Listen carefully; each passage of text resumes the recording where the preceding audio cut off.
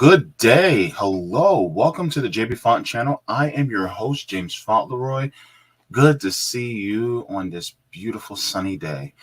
The JB Font Show is available on all major podcast platforms like Anchor, Apple, Spotify, and Google Podcasts, so you can subscribe to me there. I'm also part of the Revolutionary Blackout Network, so if you guys would like to, you guys can find me on the JB Show on Sundays at 1 and RBN Live on Tuesdays at 4, and the Savvy and JB Show on Thursdays at 6. Also, just to give you guys a heads up, thank you so much to all the patrons on Patreon and Coffee and members. But without you guys, I would not be able to do this. So thank you so very much for your contributions, for your mutual aid. This definitely helps me out so very much.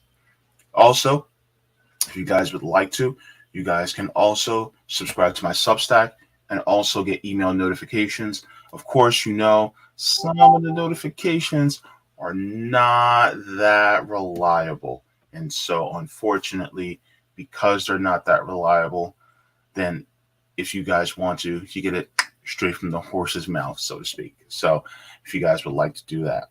Also, just to let you guys know, of course, I will be doing the reading for today.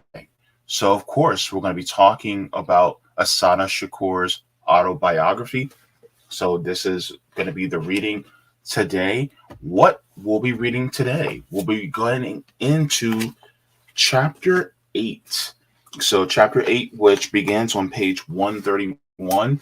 This is also going to be some of Assata Shakur's feelings about the government, but also this goes into her, still back into her early life. We're still in her early life on this chapter, and how things were since her Aunt Evelyn picking her up from living in that motel, and living out in the streets. So we're going to be continuing from that. This is actually going to be interesting to see her perspective of a more stable life and living with her Aunt Evelyn, and some interesting perspectives that she's going to be giving. And I'm actually excited to get into this. This is actually going to be a really good reading. If you guys have not yet, please make sure to pick up this book. This is a great book to start out with, especially if you're trying to read more revolutionary thinkers. Assata Shakur is a great start. Also, George Jackson's Blood in My Eye is also a really good start too, if you guys are trying to get into that. But without further ado, we're going to get into it. So starting on page 131, chapter 8 of Assata Shakur's autobiography. Wow, this is red. Sorry. The light's reflecting on me and making the page red. Jeez Louise. Okay. It says, after the village, I lived with Evelyn on 80th Street between Amsterdam and Columbus in Manhattan. She had a garden apartment in a brownstone. Nothing grew in the garden but weeds, but it was where our neighbors threw their garbage. The apartment was one big room that was used for sleeping, eating, and living. It had a kitchen and a bathroom with an old-fashioned toilet up on a platform with an overhead tank that you could just pull on the little chain to flush it. Evelyn always referred to it as the dump. She had it fixed up nicely, but it was just too small for two people, especially if one of them was me. I was a slob, and Evelyn went to great pains to train me in neatness. In a small place like that, when just a few things are out of place, it looked like a hurricane passed through. And many times after a long day's work, poor Evelyn, she'd be greeted by a hurricane, a tornado, and an earthquake at the same time.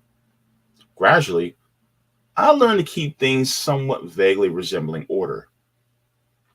The neighborhood, for me, was exciting, full of character and different flavors.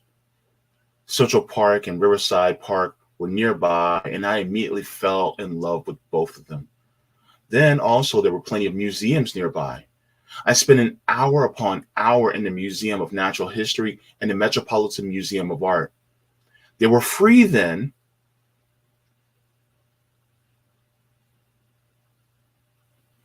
Free. And full of fascinating things.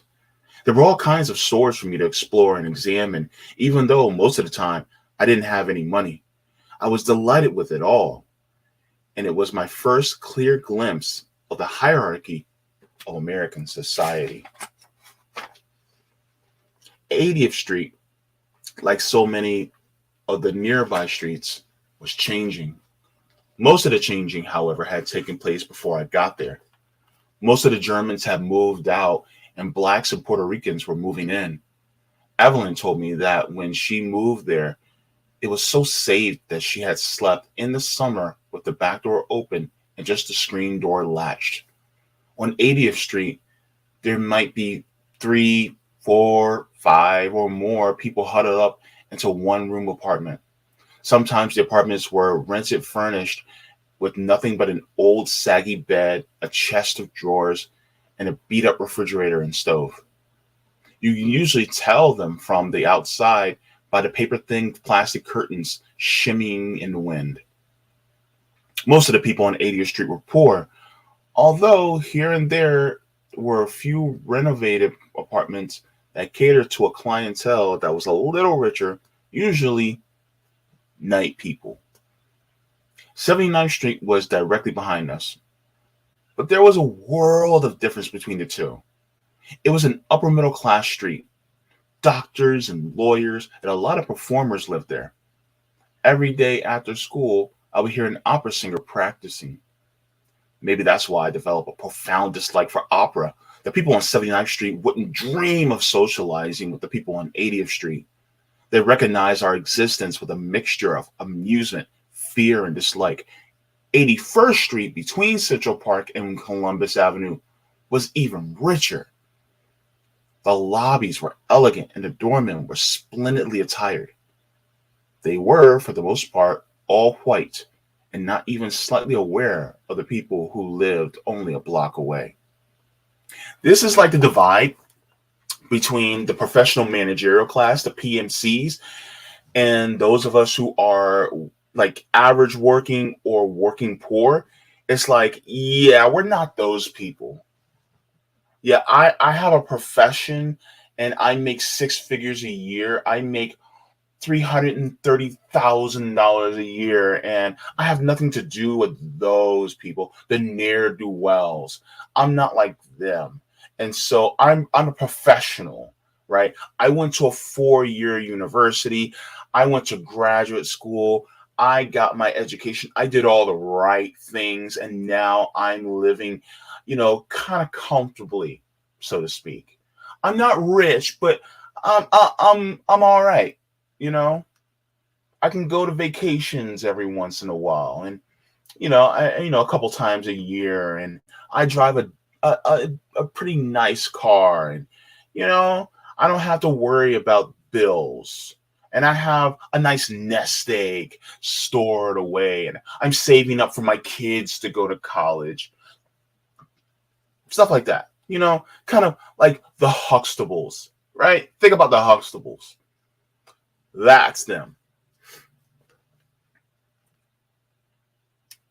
Farther over toward the river near West End Avenue or Riverside Drive, there was a middle-class neighborhood.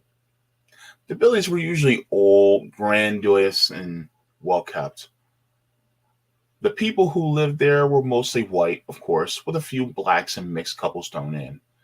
The Upper West Side, as the neighborhood was called, was supposed to be a liberal stronghold. Oh, here we go. Y'all listening? Oh, this is a good one. Let's go in.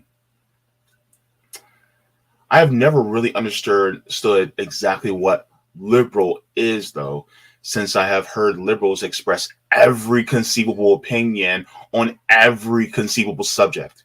As far as I can tell, you can have the extreme right who are fascist, racist, capitalist dogs like Ronald Reagan, who come right out and let you know where they're coming from. And on the opposite end, you have the left, who are supposed to be committed to justice, equality, and human rights. And somewhere between those 2 points is the liberal. As far as I'm concerned, liberal is the most meaningless word in the dictionary. History has shown me that as long as some white Middle-class people can live high on the hog and take vacations to Europe, send their children to private schools, and reap the benefits of their white skin privileges, then they are liberals. But when times get hard and money gets tight, then they pull out that liberal mask and you think you're talking to Adolf Hitler.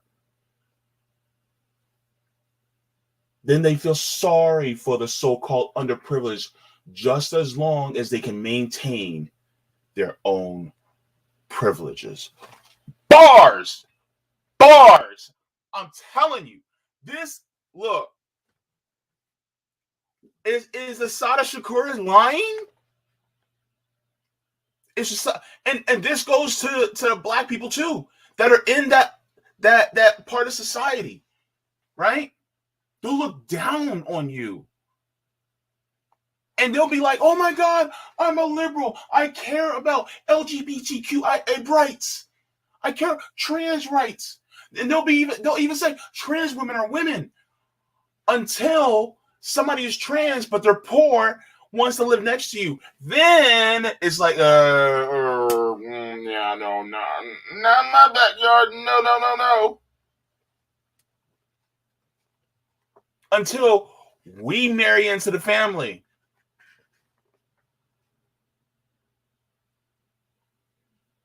Until they want to build a low-income housing near them that might have some poor Black and Latinos living in the area, then it's like, no, we can't have that. No, property taxes, property values. No, you can't.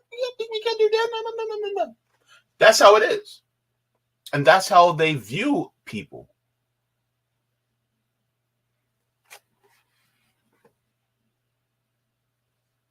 I agree with them protesting, but why do you got to be so violent?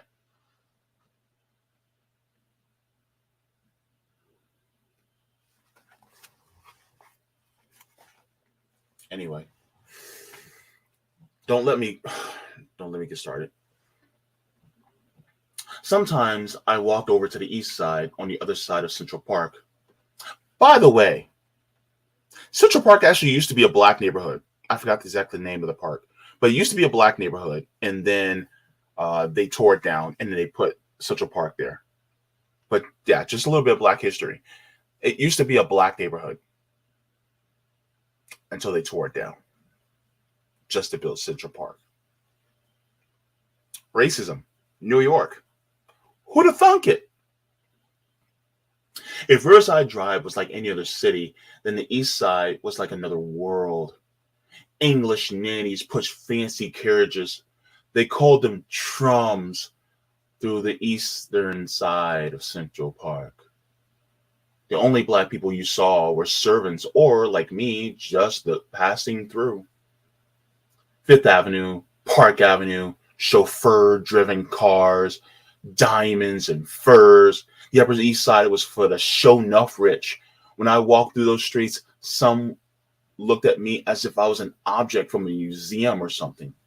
Once or twice, a doorman actually stopped me and asked where I was going, but I kept walking and looking. Sometimes I've had fun and walk into one of those stores. I couldn't believe there were people who paid that kind of money for things. As soon as I'd step in, the salespeople were right on me. Sometimes I said I was just looking. Other times I would ask for outrageous things like pickled feet.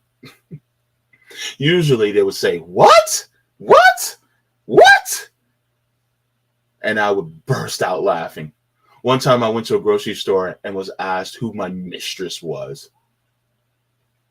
Jeez, these people.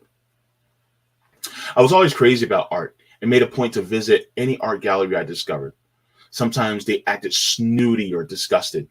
At first, I felt uneasy and out of place, but after a while, whenever they acted disgusted, I made a point of asking the price of each piece. They would turn so red and swell up so much that it was comical. I remember hating some of those people, but at the same time, I wanted to be rich like them. Back then, I thought being rich was the solution to everything. There's a lot of people who still think the same way.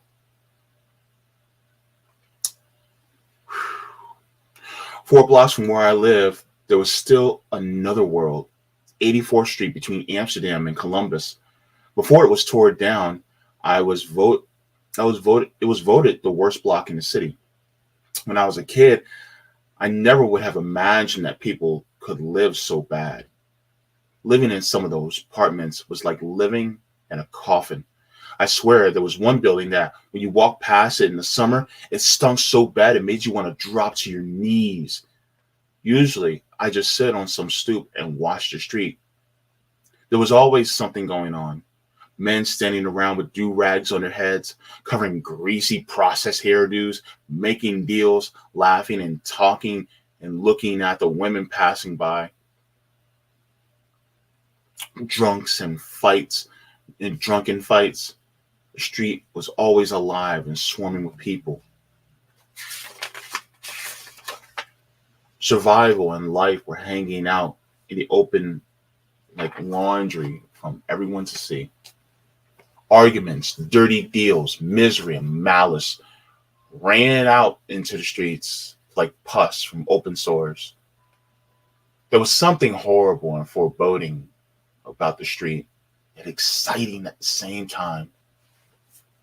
Lil Bit, who went to my school, lived on 84th Street.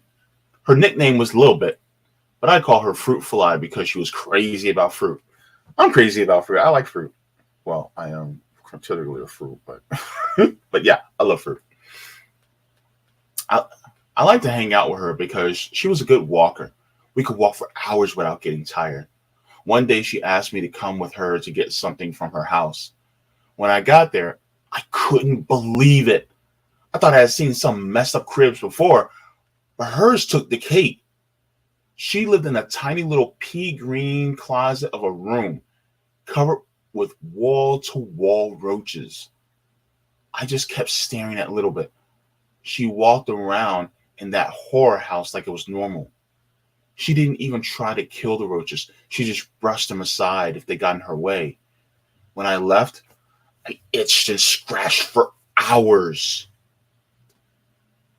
When I met Little Bit's mother and started getting to know her and some of her neighbors, I got my first lesson in hopelessness. Little Bit's mother used to work in factories and laundries as a presser, but she burned her hand real bad and was on some kind of disability. She lived from day to day and from check to check. Paycheck to paycheck, right? She was always sick, and sometimes her cough was so bad I thought she was going to die at any minute. She acted like she was too tired or too weak to do much of anything. Stopping right there, she probably was. I mean, imagine her immune system living in that environment and her immune system. And because of the subsistence that they got, they really couldn't be that healthy because they barely made anything. Anyway, people are subject to these type of conditions because of the society we live in. And I've known people who live like this. Gosh. All right, let me continue.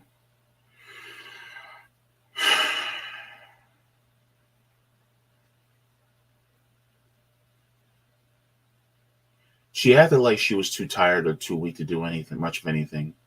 They had a hot plate, but most of the time they didn't even cook. They just ate sandwiches, usually lunch meat on white bread. Little Bit's mother never went anywhere except to the clinic or to the welfare office or to the bar on Amsterdam. Sometimes she would get drunk and start crying about some man she used to go with. She didn't know anything about what was going on in the world, and she didn't seem to care. God, just that one part right there. And people go, why aren't people paying attention? Because their lives are too terrible right now to even think about what's going on. Right? It's like how horrible their lives are. They can't even think about the source of it. People in the hood, their lives, they're so worried about survival that they can't even think about what actually going on. And then at times, they do think about it, but then they have to wave it off in their mind because they have to survive off of something. Or BS is happening in their lives when it comes to their families, their relationships, and a lot of it is due to being in poverty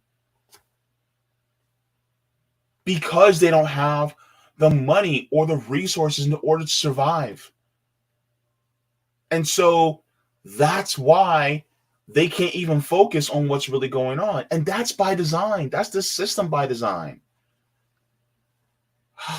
Sorry, I'm stopping so much in this one paragraph, but it just makes so many points. 84th Street was her world, and other worlds didn't really exist. When I was with Little Bit and her mother, I felt all kinds of things, sometimes disgust and anger because they accepted anything and lived any old kind of way. Other times I felt sorry for them. And still other times I relaxed and enjoyed them because they were so easy and down to earth. But whenever I hung out with them, it was just down on the stoop. I would never go up into that house. And that's the thing, man, is that people are in such dilapidated positions in life to the point where they can't even concern themselves with how the world actually is working. They can't concern themselves on what the capitalist dictators are doing because they're just merely just trying to survive. They're trying to get to tomorrow. That's what they're trying to get to.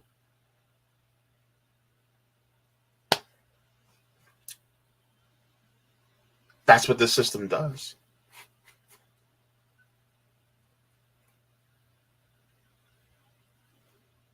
I hope Little Bit is still alive. And I hope she's doing better. Man.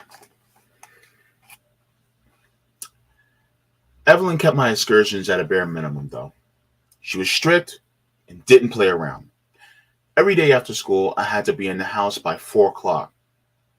She wouldn't let me she would call home just to see that I had arrived safely. Evelyn didn't want me in the street too much because she said the neighborhood was bad and she didn't want me to get into any trouble. And she wanted me to stay at home to do my homework. After homework, I read. I'd never been too fond of television, and besides, Evelyn had an excellent library.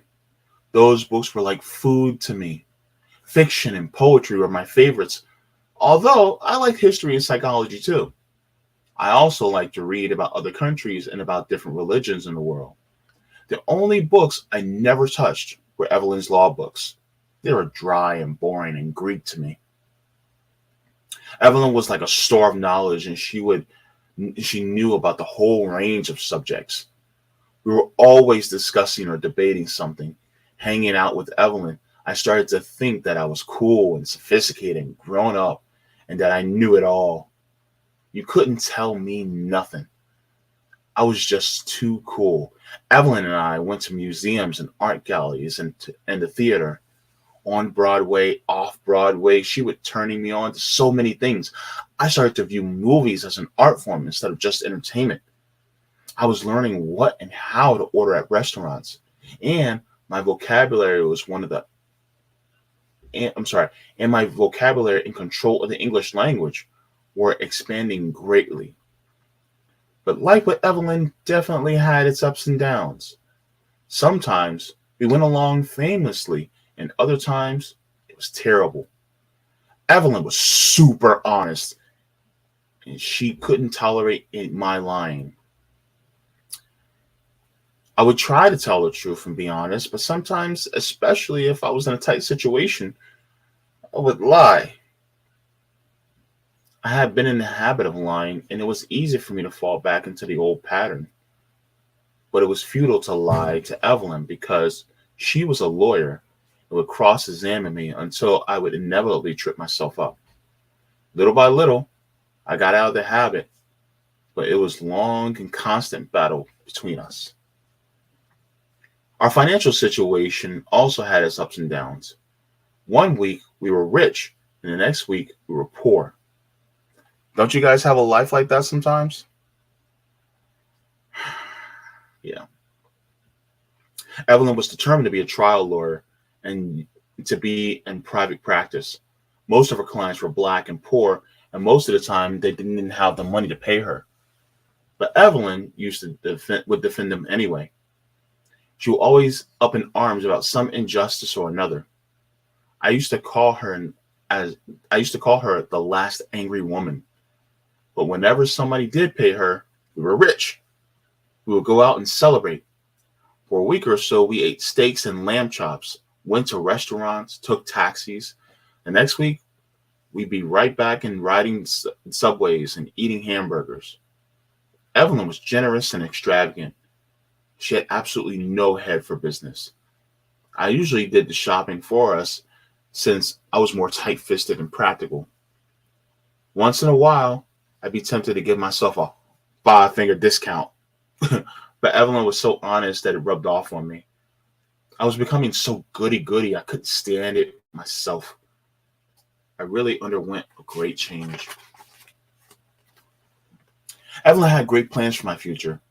I was going to junior high school at 44, but Evelyn wasn't satisfied with the education I was receiving in junior high school 44.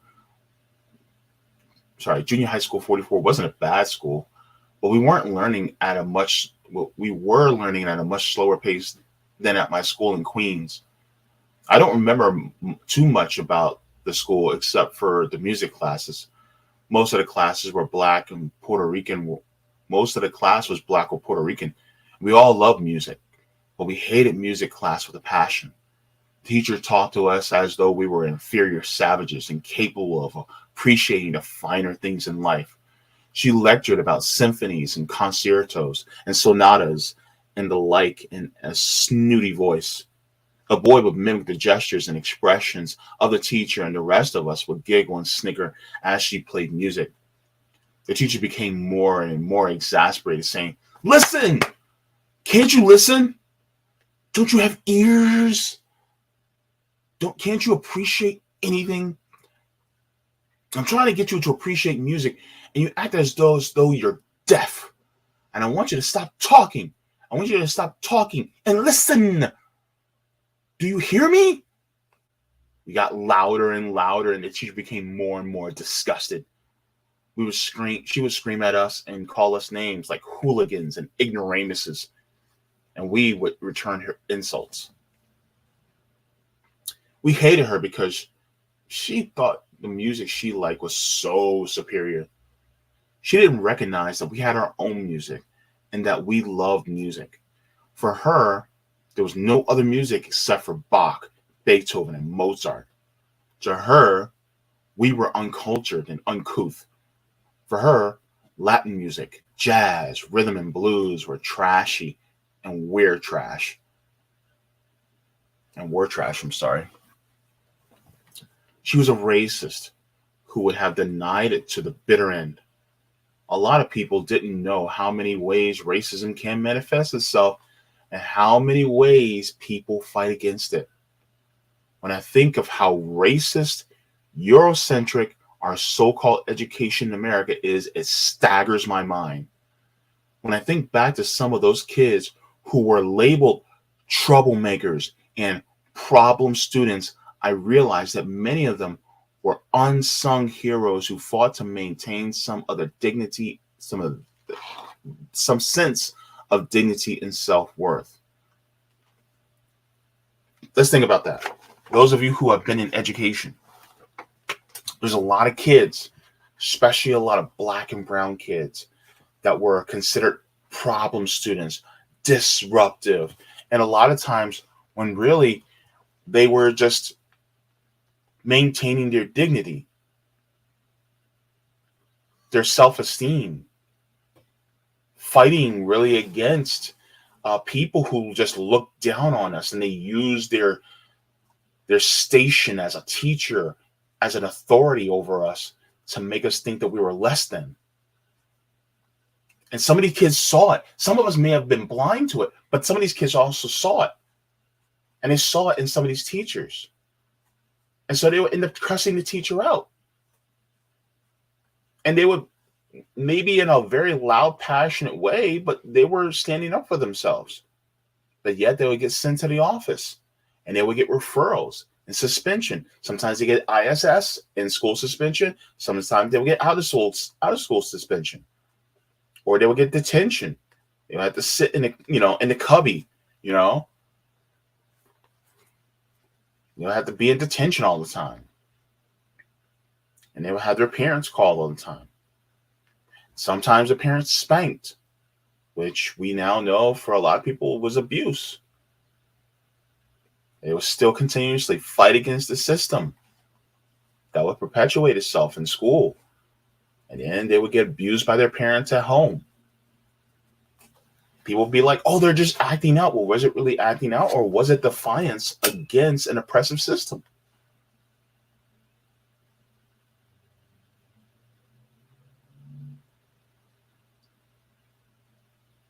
Rebellion isn't necessarily bad when it's against a system that perpetuates oppression. When you see a child rebelling, sometimes ask yourself, what are they rebelling from? Because sometimes that rebellion is due to oppression.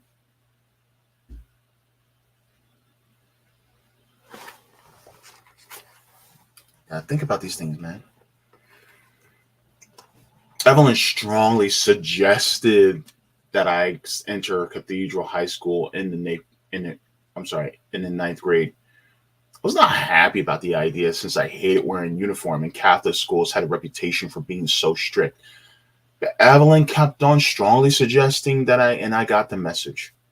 I didn't mind Catholic religion parts of it, though, since I was going to mass regularly and I was kind of holy that year. I took the test for Cathedral and passed, and it was firm that I was going to enter Cathedral the next September. I even started to feel happy about it. It was a change that I've always been a person who likes change of scenery. I usually spent my weekends with one of my girlfriends or with my mother as much as possible. Tony was cool to hang out with, and she knew where all the parties were. But we had never had deep conversations, so we really never got close. Bonnie and I met through Tony, and and began what was to be a best friendship relationship with an argument about Abraham Lincoln. We argued for hours until Bonnie's aunt told us to shut up and go to bed, since neither of us knew what we were talking about. Bonnie lived in the same building that my mother lived in, and after that night, we became close friends and talked about every subject on earth.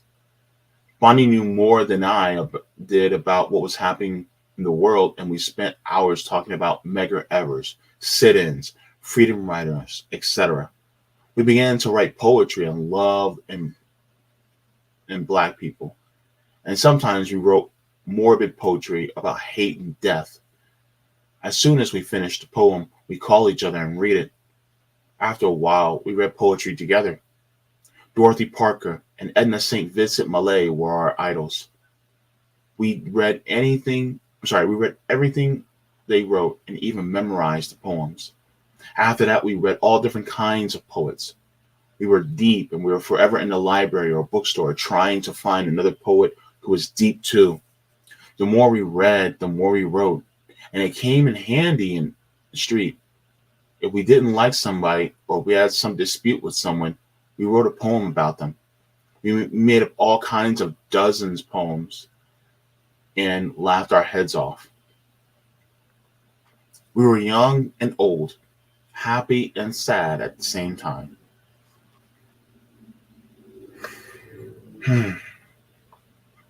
Usually every summer, I went down south to visit my grandparents. When they had the business on the beach, I loved it. But they had lost two different buildings on the beach, both destroyed by hurricanes. After the last one was leveled, they opened a restaurant on Red Cross Street. I liked working in the restaurant sometimes, but it wasn't much fun as working on the beach. One of the last summers that I had spent down south, the NAACP rented a building a few doors from my grandparents' restaurant, which was a great source of interest to me. I was forever walking by, standing in the doorway, or sliding discreetly into the building to see what was going on. I couldn't hear them talk about I could hear them talking about integrating the South by sitting in, praying and signing in, and about nonviolence. I was glad because I was surely wanted segregation to end. I had grown up exposed to the degrading, dehumanizing side of segregation. I remembered that when we traveled from north to south and vice versa, we really felt the sting of segregation more acutely than at other times.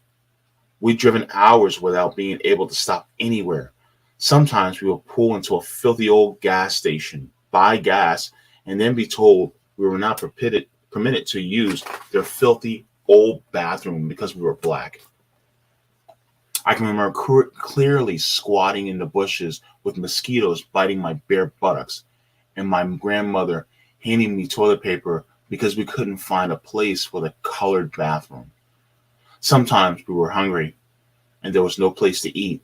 Other times we were sleepy and there was no hotel or motel that would admit us. If I sit and add up all the colored toilets and drinking fountains in my life, and all the back of the buses or the Jim Crow railway cars or the places I couldn't go, it adds up to one giant ball of anger. And so, when I saw these NAACP people, I was ready to do whatever it was that they were going to do. But they were very confusing. One day I was hanging around in the office and two men were talking about the nonviolence and self-control.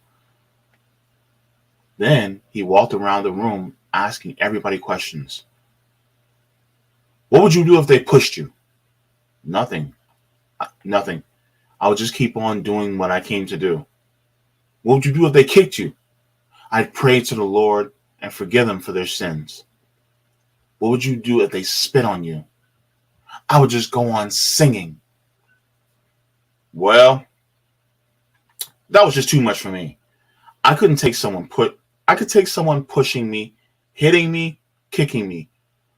But to sit there and let some crack of dog spit on me, well, just the idea of it made me want to fight. To me, if someone spits on you, it was worse than hitting you, especially if they spit in your face. I tried to tell myself that I would just sit there and take it, but every muscle in my body, every instinct I had rebelled against it. The man continued around the room asking everybody the same questions. When he came to me, I answered the same, too, except for the spitting question. I don't know, I told him. What do you mean you don't know? I just don't know. Well, little sister, we can see that you're just not ready. If you want your freedom, there's no sacrifice that's too big to make. Everybody looked at me as if I was some kind of stupid idiot. I felt bad, but I still couldn't get used to the idea of letting somebody spit on me. The man said I wasn't ready, and I had to agree with him. When I think back to those days, I feel so much admiration and respect for the spirit of struggle and sacrifice for that my people exhibited. When they went up against the white mobs, water hoses, vicious dogs, the Ku Klux Klan, trigger-happy nightstick-wielding police, armed only with their belief in justice and desire for freedom. I remember how I felt in those days. I wanted to be an American just like any other American. I wanted a piece of America's apple pie. I believe we could get our freedom just by appealing to the consciousness of white people. I believe that the North was really interested in integration and civil rights and equal rights. I used to go around saying our country, our president, and our government.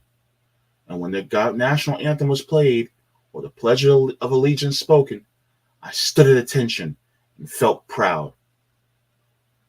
I didn't know what in the hell I was feeling proud about, but I felt the juice of patriotism running through my blood. I believe that if the South could only be like the North, then everything will be all right. I believe that we black people were really making progress and that the government, the president, the Supreme Court, and the Congress were behind us. So we couldn't go wrong. I believe that integration was really the solution to our problems. I believe that if white people were to go to school with us, live next to us, work next to us, they would see that we were really good people and they would stop being prejudiced against us. I believe that America was a really good country, was really a good country. Like my teacher said in school, the greatest country on the face of the earth. I grew up believing that stuff, really believing it. And now, 20 odd years later, seems like a bad joke.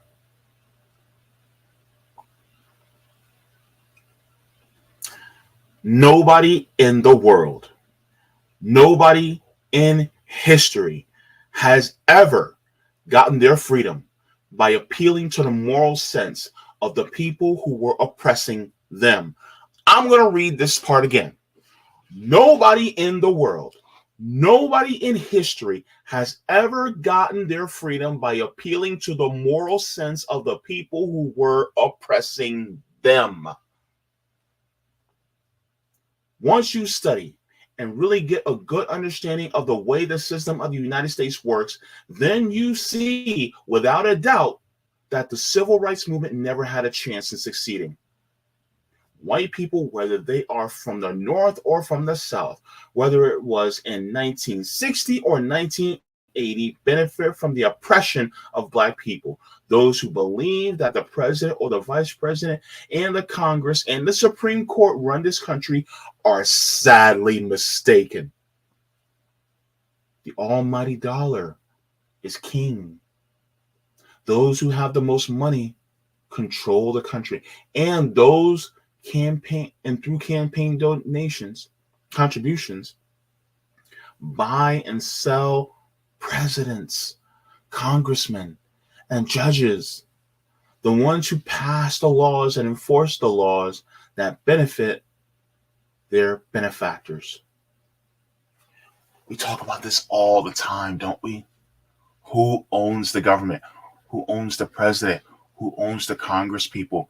Who owns the judges? We can even say some of their names of the owners. We know who they are. We know some of the famous ones. We may not know some of the more obscure ones, but we know some of the famous ones, right?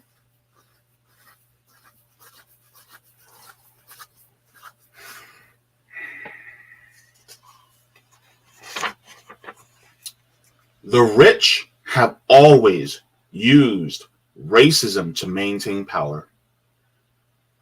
To hate someone, to discriminate against them, and to attack them because of their racial characteristics is one of the most primitive, reactionary, ignorant ways of thinking that exists. A war between races would help nobody and free nobody and should be avoided at all costs. But a one-sided race war with black people as the targets and white people shooting the guns is worse. We will be criminally negligent, however, if we did not deal with racism and racist violence, and if we do not prepare to defend ourselves against it. Poem, Stranger. Everything you love is from a different world. Hungry, you turn your nose up at my peas and rice. That's it. We're done with chapter 8. Next is chapter 9, spinning in on page 141. Man, what she said, boy, oh boy. I'm telling you, bro. I'm telling you. When she said, nobody in the world, nobody in history has ever gotten their freedom by appealing to the moral sense of the people who were oppressing them. Bars, man. I'm telling you, Assata Shakur is on it. And the thing is that, look, think about the American, the the American Revolution, right? Everybody talks about the American Revolution, right? Was a strongly worded letter written to King George for the U.S.'s independence. No, a war was fought. Hell, a war had to be fought for the ending of slavery. Well, the ending of slavery never really ended. Wars have to be fought for the Russian Revolution, the French Revolution. Like, and the thing is when people are oppressed, when they try to end their oppression, the oppressors will fight to the nail, to the bitter end, to maintain that oppressive state.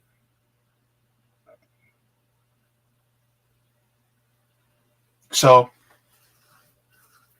the thing is on the surface, some things have changed. On the surface, Black people seem like we are no longer a second-class citizen, but technically we still are. Just the way it is. So for real liberation, no strongly worded letters. No, we shall overcome. No. Because they're just going to do like Joe Biden did, where he just goes to Edmund Pettus Bridge and he walks hand in hand with us and makes it seem like, oh, we've actually overcome when we haven't overcame.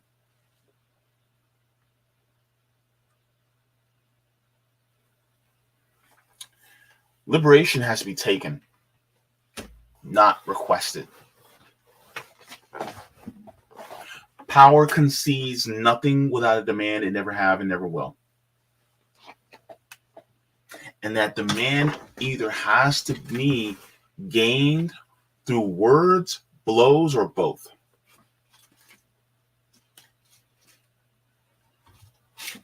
Every single revolution had to be conceded by blows, especially.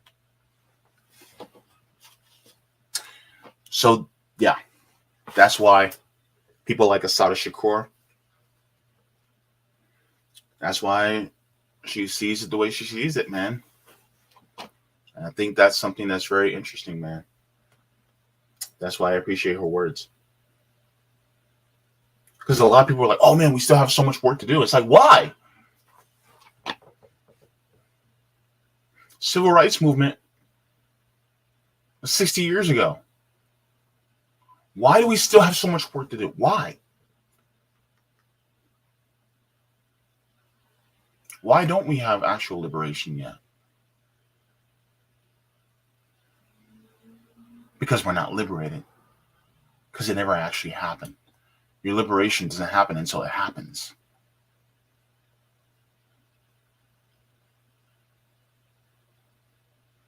And then some of the people, they pick them out of society. And then once they pick them out of society, they give them a little bit more station in life. So then it's like, okay, you got privilege. You can look down on everybody. Now you're better. So changing the system would mean that they no longer have that station in life.